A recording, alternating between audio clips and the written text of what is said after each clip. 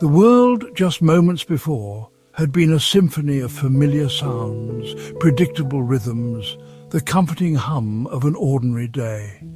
Then the call, a single sharp note that shattered the composition, a discordant clang that echoed in the sudden cavernous silence that followed.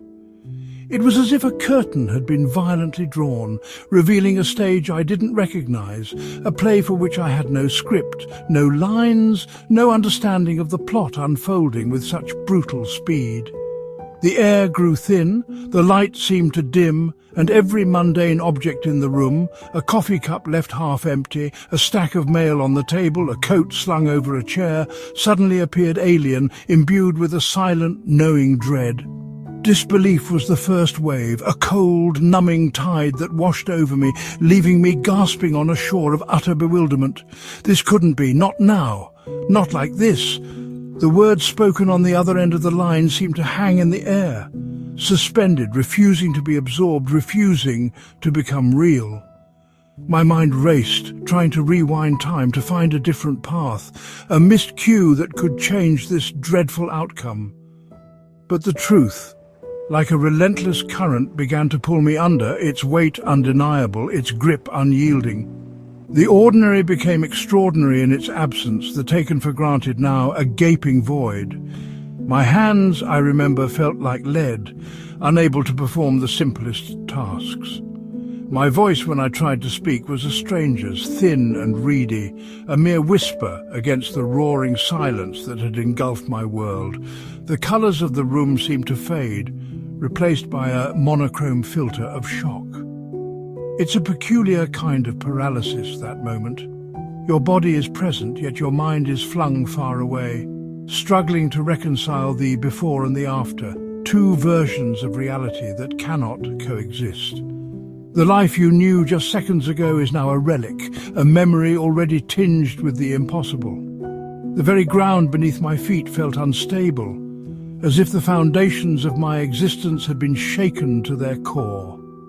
The future, once a landscape of possibilities, now loomed as a vast, uncharted territory, shrouded in mist and uncertainty.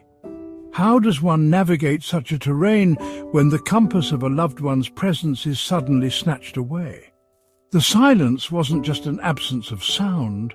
It was an active presence, a heavy blanket smothering every thought, every attempt at comprehension. It pressed in from all sides, a reminder of the irreversible. In that instant, the world outside continued its unceasing rhythm. Cars passed by, distant sirens wailed. The gentle murmur of life went on, oblivious to the cataclysm that had just occurred within the four walls of my small universe. This indifference of the world felt like a betrayal. A stark reminder that while my personal axis had tilted, the larger sphere spun on unperturbed. The shock created a bubble, isolating me from that ongoing normality, making everything outside seem distant, unreal, almost a mockery of the turmoil raging within. The raw emotion of it all is a physical blow. It's a punch to the gut that steals your breath, a vice around your heart that squeezes until you think it might burst. There's no logic to it, no reason that can soothe the immediate visceral impact. It's a primal scream trapped in your chest, a torrent of feelings too vast and too chaotic to name or categorize.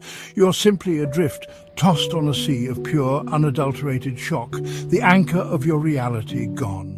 And in the aftermath of that initial blast, the world is irrevocably altered. Every familiar place, every shared memory is now viewed through a new lens, the lens of absence. The laughter that once filled a room now echoes with a profound emptiness. The plans made, the dreams shared, all lie shattered, pieces of a puzzle that can never be whole again. This sudden departure carves a hole not just in your life, but in the very fabric of who you are, leaving you to wonder how you'll ever fill that space, or if it's meant to remain, a testament to what was lost.